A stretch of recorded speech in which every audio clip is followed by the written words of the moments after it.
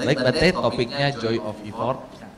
Kita formatnya Bante akan memberikan pemaparan, ya selepas itu nanti kita akan lanjut dengan sesi tanya jawab. Ya, sekali lagi mari kita beri tepuk tangan yang mulia Bante Utama Mahathir. Silakan Bante.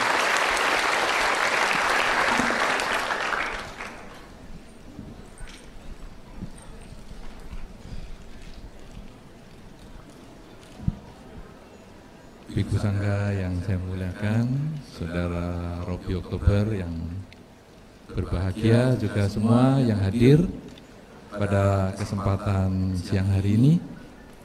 Senang sekali bertemu dengan Anda semua, walaupun sebetulnya saya mestinya adalah pembicara kedua.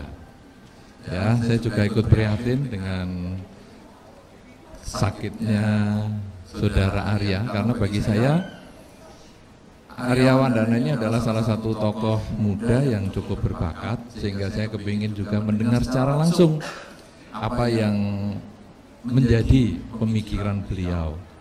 Tetapi karena karma baik saya yang kurang banyak, maka saya tidak punya kesempatan belajar pada siang hari ini. Saya hanya bisa punya kesempatan membantu doa.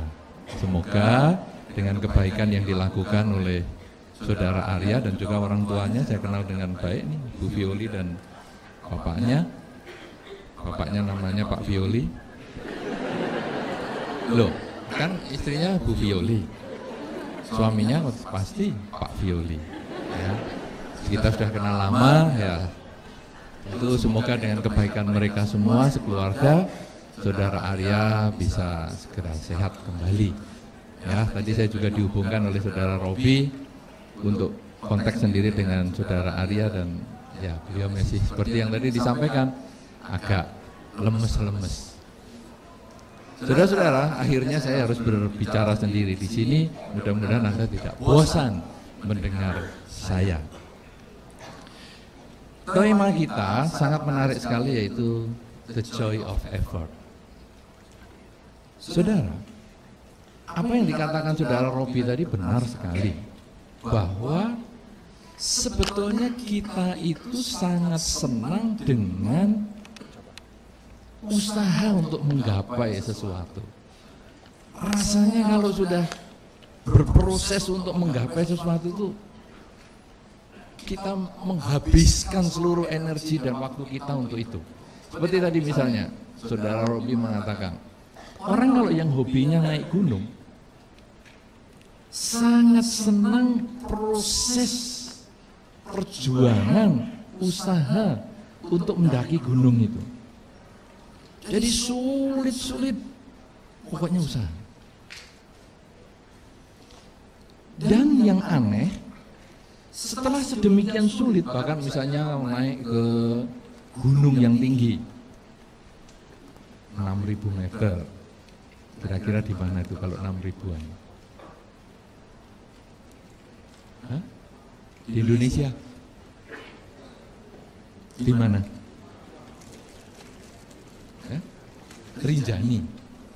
Naik Rinjani. Rinjani di mana itu ya? Di Bali ya? Di Bali? Di Papua? Lombok, ya bagus. Ya, ini peta Indonesia mestinya ada sedikit yang hafal tuh. Nah, saudara-saudara, naik Rinjani itu butuh 4 malam, 6.000 meter. Naik bermalam semalam. Besoknya bangun pakai tenda bermalamnya, naik lagi, jalan lagi. Kemudian nanti hari malam kedua tidur lagi, pakai sleeping bag itu biasanya. Kemudian nanti hari ketiga jalan lagi, tidur lagi di jalan lagi. Sudah, besoknya sudah sampai puncak. Wah, lihat indah sekali. Itu kalau Rinjani 4 malam. Kalau yang Bromo, sudah pernah siapa yang pergi ke Bromo? Tidak pernah. 2-3 orang. Nah, kalau Bromo hanya semalam aja naik. Saudara-saudara, sulitnya naik Gunung Rinjani sampai butuh 4 malam bertenda, berkemah, atau Bromo yang naik zaman dulu masih pakai kuda, tapi kalau sekarang rasanya sudah tinggal naik kendaraan biasa.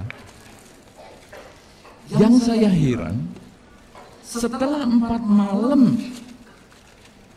di jalan sampai puncak Rinjani yang 6.000 meter itu, tidak lama, cuman foto-foto, selfie, selesai, turun. Kenapa enggak habiskan 4 malam atau 40 hari di puncak? Kenapa setelah foto-foto sudah terus turun untuk 4 malam berikutnya? Nah, saudara-saudara, kenapa demikian? Itu kalau yang seminggu, tapi kalau yang 2 malam di jalan berangkat, 2 malam jalan pulang ya ada. Sekarang kenapa kok demikian? Senengnya hanya sebentar sampai puncak, terus turun. Nah, inilah yang dikatakan oleh saudara Robi tadi, the joy of effort. Senengnya cuma waktu usaha, begitu udah dapat, ya cuman gitu aja, turun. Ke Bromo juga gitu. Besok mau naik Bromo, ngapain? Lihat matahari terbit. Di Bromo mataharinya kalau terbit apa bentuknya beda.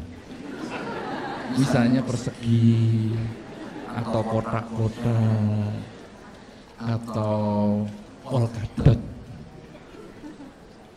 Sama. Naik genting rumah itu. Aman, nggak capek.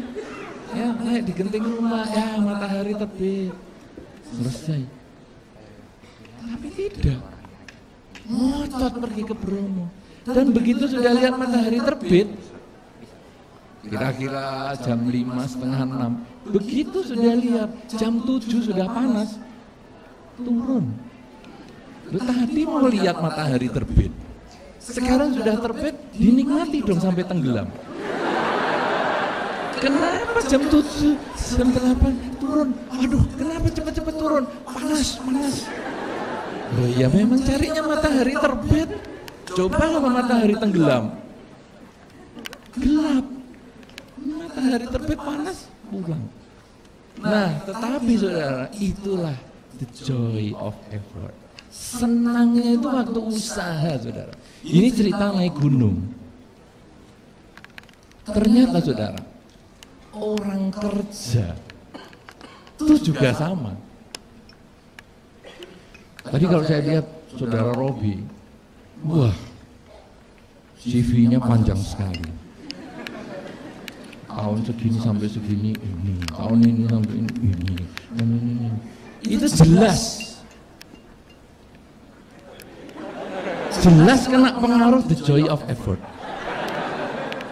Jadi baru dari sini sebentar, setahun, pindah sana. Gitu ya Pak Robi? Oh iya, pindah lagi. Saudara-saudara, saya harapkan anak mahasiswa Untar ataupun yang lain-lain. Ada mahasiswa yang mana? Tunjuk jari. Oh, hanya 5 orang, oke. Semua mahasiswanya hanya 5 orang. Oh, ya 20. Oke. 20 orang mahasiswa Untar ini, tolong jangan mengikuti gayanya Pak Robi. Kenapa? Tahun ini jurusan ekonomi ya. Senang, usaha, daftar jurusan ekonomi. The joy of effort. Usaha. Begitu masuk, tahun depan pindah jurusan. Ganti. Kalau tadi jurusan accounting, sekarang ganti apa? Manajemen. Nanti tahun berikutnya ganti lagi ya. Bentar, ada berapa fakultas tuh? Ada berapa fakultas? 8 fakultas. Diusahain semua. Tiap tahun ganti. Mau lulus sampai kapan coba? Nah, tapi kalau sudah kerja boleh seperti Pak Robi tadi. Ya, nah, sudah tahun ini sampai ini sebagai ini. Tahun ini sampai ini sebagai itu. Tidak apa-apa. Karena itu peningkatan. Kalau tadi saya lihat peningkatan. Jangan tahun 2000 sampai 2000 sampai 2016 satpam. Tadi kan saudara Robi satpamnya kan 2000 sampai 2001 ya, tadi satpam ya. Satpam kantor apa itu tadi ya. Terus 2001 sudah lain lagi. Nah 2014 sudah COO. Jadi ternyata ada kudeta satpam dengan perusahaannya itu. Inilah the joy of effort. Betul ya, Saudara? Iya betul. Main-main. Nanti disetel lagi, enggak seperti itu ini. Saya tadi rasanya, ini kok pindah-pindah terus. Ternyata bukan pindah, dia Anda naik posisi. Naik posisi. Nah, saudara-saudara, inilah joy of effort. Kenapa? Karena manusia pada dasarnya sebetulnya ada kebosanan. Lihat gunung bosen, terus turun. Pekerjaan juga sama. Anda atau yang senang bekerja, atau kalau kita mulai dari kuliah dulu, anak-anak yang kuliah ini, tahun pertama, tahun kedua, senang sekali. Rasanya tuh, ini kampus yang saya sudah tunggu-tunggu nih, Universitas Tarumanegara. Saya sudah mau masuk. Tahun pertama, prestasinya biasanya bagus. Jarang bolos. Pelajaran prestasinya bagus. Tapi nanti mulai tahun kedua, tahun ketiga agak kempes. Mulai menurun.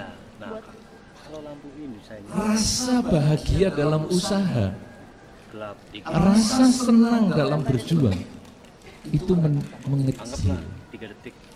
Apalagi kalau nanti sudah mulai tugas akhir. Kadang-kadang tugas akhir itu, mau ngetik saja nggak keluar ide. Sudahlah, yang penting bisa kerja. Sudah, nggak lulus nggak apa-apa. Inilah saudara, ada usaha, tapi mempertahankannya sulit. Naik gunung, ada usaha. Kadang-kadang di tengah jalan, sudah capek gunungnya di sana. Sudahlah, turun aja. Atau tolong aku digendong. Juga, aku nggak mau jalan sendiri, gendong aja. Mungkin. Di kampus juga demikian. Nanti waktu bekerja juga sama. Saudara-saudara yang baru buka usaha baru, rasanya semangat sekali. Jadi tiap hari kepengen buka toko terus. Tapi nanti kalau sudah setahun 2 tahun, kadang-kadang ada malesnya juga loh kerja. Sudah ada yang merasa malas bekerja? Sudah ada? Coba. Sudah ada nih beberapa yang malas bekerja. Kenapa? Jenuh, bosen.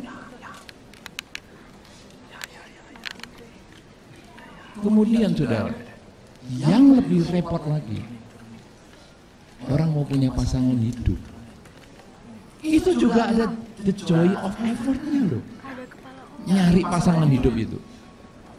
Saudara Robi sudah punya pasangan hidup? Berapa? 1. Dulu waktu nyari, ada istrinya di sini? Tidak ada. Dulu waktu nyari ada saingan? Ada. Banyak? 10? Tidak sampai. Tapi kan banyak. Ya. Wah, itu usaha untuk mendapatkan. Itu pasti juga luar biasa. Kok dia ada saingan begini ya? Ini sainganku jam tangannya merek apa tuh? Aku harus yang lebih bagus. Sepeda motornya dia apa? Aku harus lain. Mobilnya dia apa? Aku harus beda. Dia ngajak makan kemana? Aku harus lain. Nah, saudara-saudara, itulah usaha, itu effortnya kita. Tapi begitu sudah dapat, kadang-kadang bosen dengan pasangan hidup. Siapa yang bosen dengan pasangan hidup? Ada yang tunjuk jari? Pasti pasangan hidupnya nggak ikut tuh. Wah, ada lagi. Pasti nggak ikut pasangan hidup. Karena kalau pasangan hidupnya ikut, habis sudah pulang. Bagi yang tunjuk jari di dalam batin, kita ya tahu kok. Saudara, beberapa pasangan hidup yang tanya-tanya atau biasa yang kita ajak omong-omong, sering sekali mengatakan, Bante, sebetulnya saya itu kalau nggak punya anak kecil begini Bante, saya itu sudah nggak mau sama dia. Tapi terlanjur sudah punya anak gini, ya terpaksa dilanjutin. Nanti kalau anak sudah besar, sudah menikah, sudah mandiri, sudah kita urusan sendiri-sendiri. Jadi effortnya sudah kurang. Kira-kira betul itu Bapak Ibu? Kira-kira betul?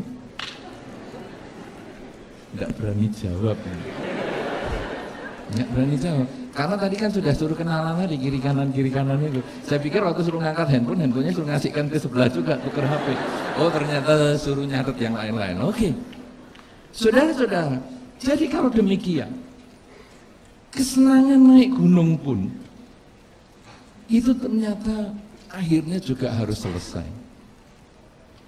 Sekolah yang senang untuk masuk ke sekolah itu pun, ke kampus itu pun, endingnya juga menurun.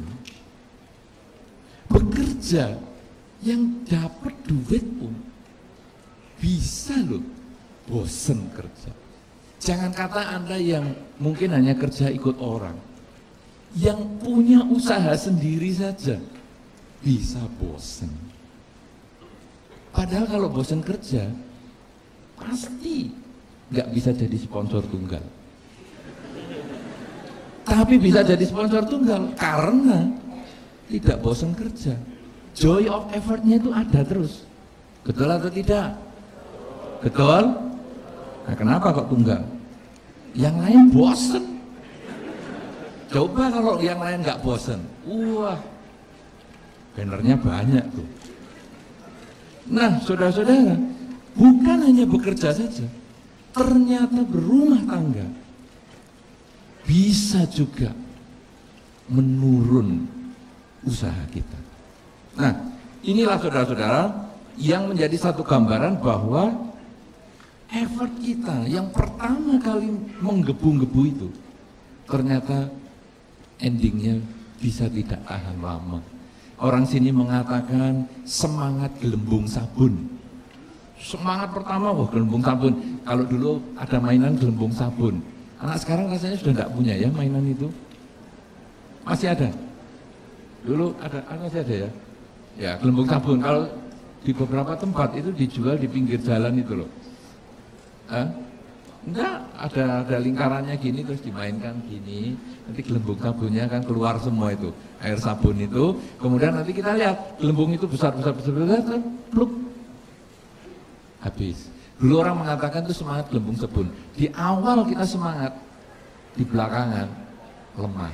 Punya HP baru, di awal semangat sekali, dielus-elus, dibersihkan, wah, disenggol teman aja nggak boleh, tapi nanti kalau sudah 2-3 bulan, diletakkan suka-suka sampai retak sana retak sini.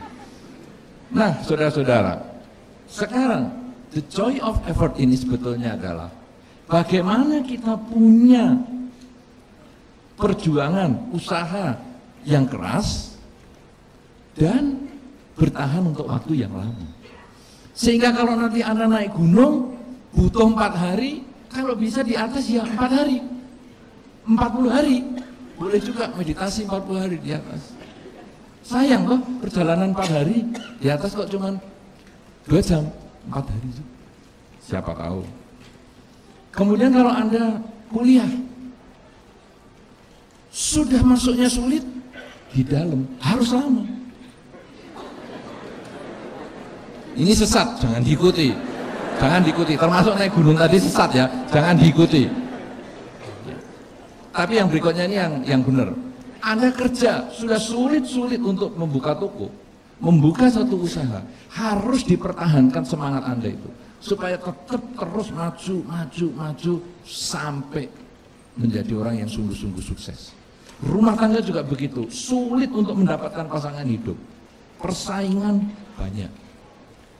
Dan persaingan itu bukan berakhir ketika Anda sudah berumah tangga. Persaingan itu seumur hidup. Kenapa? Karena pasangan hidup Anda kalau tidak dirawat, dia akan bisa meninggalkan keluarga. Persaingan apa ini maksudnya? Mungkin ada bosan di rumah, jengkel di rumah, sudahlah saya pulang ke orang tua saja. Itu bisa terjadi seperti itu. Kenapa saudara? Karena tidak ada usaha untuk merawat. Nah, jadi kalau yang tadi naik gunung dan kampus itu omong kosong, jangan diikuti. Jangan lama-lama di puncak gunung, jangan lama-lama di kampus, menyesatkan. Tetapi yang pekerjaan, rumah tangga, ini yang harus tetap dijaga. Effort kita itu, usaha kita itu, ya. Nah, ini kita harus bisa membedakan itu. Sekarang saudara-saudara, bagaimana caranya kita mau ada usaha yang keras? Tadi sepintas saudara Robi sudah menyebutkan, kalau kita punya kesenangan, itu nanti yang menimbulkan usaha yang keras. Misalnya tadi memilih pasangan hidup. Kalau kita sudah suka sama si A, ada lihat pertama, wah saya suka nih. Kemudian kita lihat dia, lalu kita ada usaha untuk mendapatkannya. Itu usaha kita semangat sekali. Kenapa? Karena kita suka. Pernah ada yang mau dijodohkan di sini? Ada yang mau dijodohkan sama orang tua? Ada. Nah, kemudian lihat orangnya. Besok ya, itu yang mau saya jodohkan kamu akan datang ke sini. Oke, saya lihat. Loh, kok modelnya kayak gitu? Sana kamu kenalan. Ini effortmu, ini usahamu, ayo kenalan. Enggak. Kalau dia mau sama saya ya biar dia yang usaha. Tapi kalau saya suruh usaha ke dia, enggak. Kenapa? Nggak minat. Tidak ada minat, tidak ada rasa suka, gimana mau berjuang? Tapi ketika kita ada minat, wah, pasti diperjuangkan. Kalau tadi dicontohkan oleh saudara Robi, minat kuliner tadi. Kuliner itu heran loh saya. Orang pergi ke tempat yang jauh-jauh hanya untuk tanya, di sini kuliner yang spesial apa ya? Setelah selfie begitu, kemudian kuliner. Oh, di sini kulinernya kalau di Blitar nasi pecel. Langsung setelah selfie, nasi pecel juga difoto. Sampai naik kursi. Cuma nasi pecel sama tempe goreng difoto. Terus diposting di Instan. Nasi pecel nih, Blitar punya. Gitu yang nge-like juga banyak. Padahal waktu nge-like nggak ada rasa, nggak ada. Tapi di like juga. Saya lihat, loh ini cuma sepiring nasi pecel aja yang like 2000 ini. Ada loh itu saudara. Nah, jadi perjalanan dari tempat yang jauh menuju ke Blitar cuma cari nasi pecel. Wisata kuliner, dan itu wisata-wisata kuliner yang ekstrim-ekstrim itu banyak dicari juga. Ini adalah usaha. Kenapa? Karena ada kemauan, kesenangan. Karena itu saudara-saudara, nomor satu supaya kita punya effort yang bagus, punya satu perjuangan yang keras, satu usaha yang tidak kenal putus asa, adalah kalau kita menyenangi apa yang akan kita usahakan itu. Jadi kalau Anda di kampus, Anda senang dengan jurusan Anda, maka usaha Anda untuk menyelesaikan tugas-tugas kuliah Anda tidak akan pernah putus asa. Selalu Anda perjuangkan terus. Ketika Anda naik gunung, senang melihat pemandangan pagi hari, maka setelah siang Anda pindah ke gunung yang lain, pagi hari lagi, siang pindah lagi ke gunung yang lain. Itu alasannya kenapa walaupun naik 4 malam, di atas cuma sebentar. Karena saya senang foto gunung di pagi hari. Lah kan besok pagi kan bisa foto lagi di tempat yang sama. Kan hasilnya juga sudah sama. Saya mau cari gunung yang berbeda. Nah ini ada usaha lagi, berjuang lagi, naik lagi untuk foto di tempat lain. Kemudian pekerjaan juga sama. Kalau Anda mau bekerja yang sukses, Anda harus senang dulu. Karena itu beberapa orang bertanya, kira-kira kalau saya milih pekerjaan apa ya? Pekerjaan yang Anda pilih adalah yang Anda sukai dulu. Kalau Anda suka memasak, bukalah semacam restoran atau kuliner atau apa saja. Sehingga ketika Anda ada tantangan, kesulitan, masakan ini kok nggak enak, karena Anda suka, maka Anda akan berusaha untuk memperbaiki. Apa ya yang tadi disebut nggak enak? Tapi kalau sekarang Anda sudah nggak senang masak, diprotes nggak enak, kamu masak sendiri aja, gitu aja, rewel sekali. Sudah, aku sudah capek ini masak semua, sudah seharian penuh. Kenapa? Karena kita nggak suka. Kemudian kalau sekarang Anda suka mobil, otomotif, sepeda motor, kerjalah Anda di bidang-bidang yang otomotif. Sehingga Anda nanti pada waktu bekerja, Anda punya perasaan, punya kedekatan dengan jenis pekerjaan Anda itu. Demikian pula dengan pasangan hidup. Ketika Anda memilih pasangan hidup itu, harus ada senengnya dulu. Waduh, tapi saya dulu ini sebetulnya bukan seneng. Saya ini mendapatkan dia kebetulan.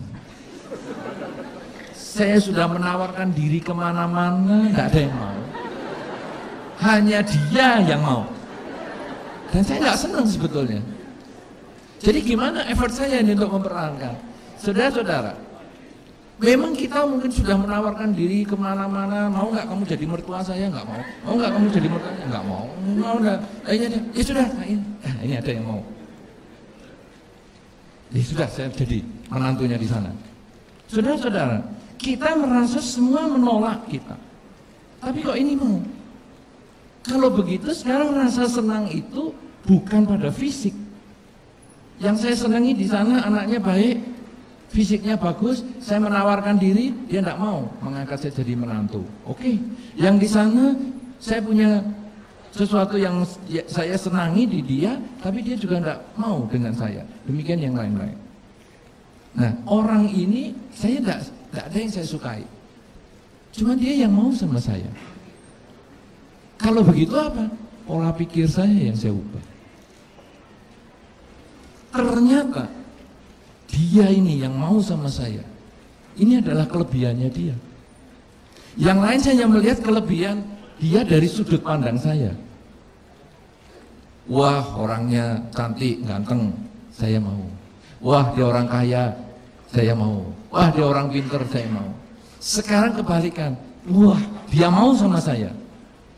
Berarti ini kelebihannya dia. Saya yang ditolak di mana-mana saja dia masih mau. Berarti itu yang membangkitkan effort saya. Setiap kali saya sudah bosan sama dia, saya melihat nilai positifnya tadi. Kalau nggak sama dia, sama siapa lagi saya? Sudahlah, saya lanjutkan. Toh hidup hanya sampai umur berapa saja. Sudahlah, saya lanjutkan. Artinya apa saudara? Kalau kita bisa melihat sesuatu yang positif, jadikanlah itu sebagai motivasi untuk kita maju. Effort kita, untuk mempertahankan effort kita. Tapi kalau kita sudah tidak melihat yang positif, kita mencari nilai-nilai positif. Saudara-saudara, Anda yang sudah berumah tangga dan sudah mulai agak bosan, ada yang bosan tadi saya tanya lagi? Karena kalau tidak ada, saya tidak keluarkan loh jurus ini. Ada yang bosan? Sudah ada? Wah, sudah ada yang nunjuk. Ya, oke.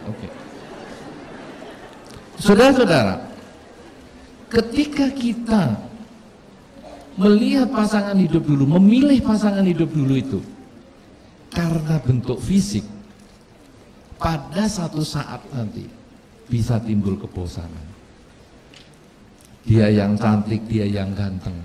Cantik dan ganteng itu hanya berlaku sementara.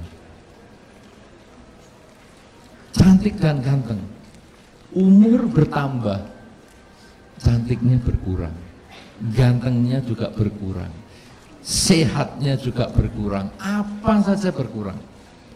Kalau cantik dan ganteng atau fisik itu yang menjadi motivasi kita untuk berjuang mendapatkan dia, hasilnya kita akan melemah. Berjalan waktunya beberapa tahun berumah tangga, makin lemah, makin lemah, makin lemah. Kemudian mencari yang cantik lagi, mencari ganteng lagi di tempat yang berbeda. Pasangan hidup sendiri sudah nggak dianggap. Saudara, sekarang kalau kita lihat tadi, saya melihat kelebihan dia, saya mau memperjuangkan. Tetapi sekarang saya tidak melihat kelebihan dia, maka saya membuat ada kelebihan. Nah, apa ini sekarang? Yang cantik dan ganteng umurnya makin bertambah, makin tua, makin lemah, makin sakit-sakitan, makin tidak sesuai dengan apa yang kita harapkan atau yang kita inginkan sebelumnya. Maka sekarang kita membuat, mencari, apa sih nilai lebih pasangan hidupku? Apa ini? Wah, ternyata walaupun dia umurnya bertambah, sudah makin lemah, tapi kesetiaannya dia masih tetap dijaga. Dia tidak pernah berselingkuh dengan siapapun juga. Dia selalu memperhatikan keluarganya. Hari-hari Sabtu, hari-hari Minggu dia selalu mengisi waktu untuk keluarga. Walaupun mungkin dia sudah tidak cantik lagi, walaupun dia sudah tidak ganteng lagi, tetapi kelebihan inilah yang menjadi pendorong saya untuk melanjutkan usaha saya dalam kegembiraan, di dalam joy of effort saya untuk melanjutkan rumah tangga. Nah, jadi kita lalu membuat, saudara. Kalau sekarang kita membuat seperti ini, kalau tadi yang kita sukai gampang. Sekarang kalau yang kita tidak sukai berarti kita membuat. Saudara-saudara, Anda ada yang bosen ke kampus? Ada? Ada enggak? Ada ya? Ada ya bosen ke kampus ya? Ada, tunjuk jari. Oke. Saudara, Anda yang bosen ke kampus berarti Anda tidak melihat motivasi sesuatu yang menyenangkan di kampus. Ini satu sisi. Sekarang kita mengkreasi, yang kedua ini adalah kita meng-create, kita menciptakan. Di kampus itu ada sesuatu yang membuat saya pengen berjuang. Nah, jadi joy of effort itu yang pertama dari luar, tapi yang kedua yang jauh lebih penting adalah dari dalam, membangkitkan motivasi.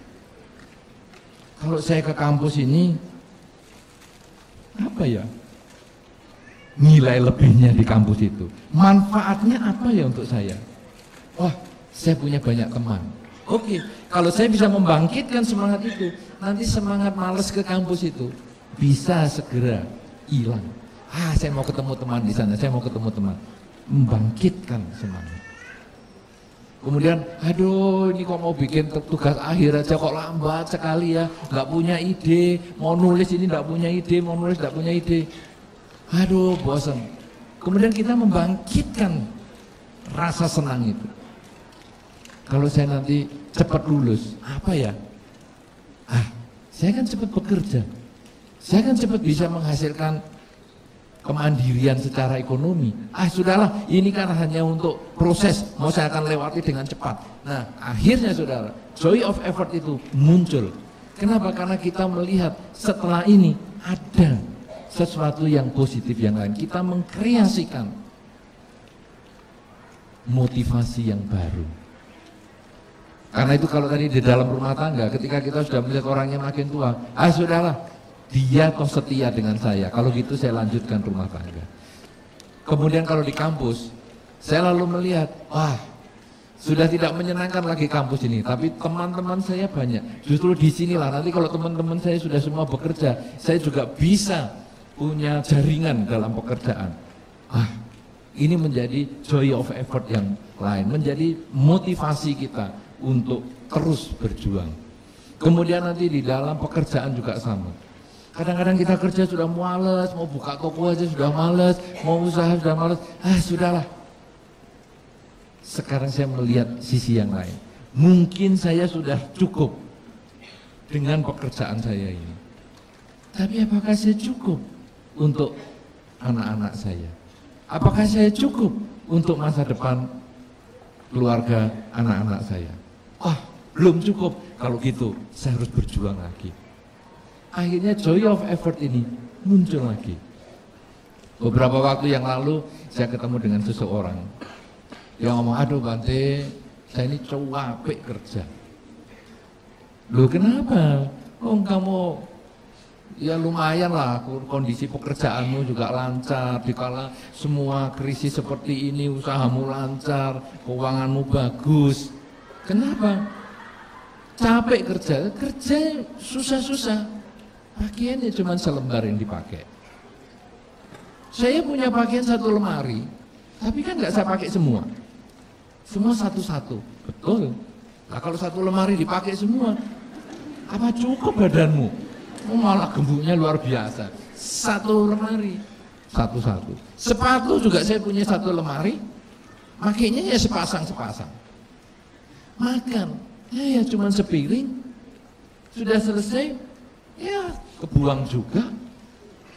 Untuk apa kerja susah-susah? Orang itu mengatakan demikian. Lalu saya juga jawab, pakaianmu memang cukup segitu, sepatumu ya cukup segitu, makanmu ya cukup segitu. Itu untuk kamu sendiri. Tapi untuk anakmu, untuk keluarga anakmu, untuk masa depan keluargamu, apa kamu sudah mikir? Nah, jadi sekarang kita cukup di sini, bagus. Tetapi sekarang kalau kita sudah cukup, kita mulai berbagi kepada yang lain. Sehingga joy of effort kita dalam usaha ini terus. Kenapa? Karena kita punya motivasi sekarang untuk berbagi, untuk berbagi, untuk berbagi, untuk berbagi. Sehingga hasilnya orang ini akan semangat. Oh, ternyata orang lain juga butuh pakaian. Mereka saya kasih pekerjaan supaya bisa punya pakaian yang lebih baik.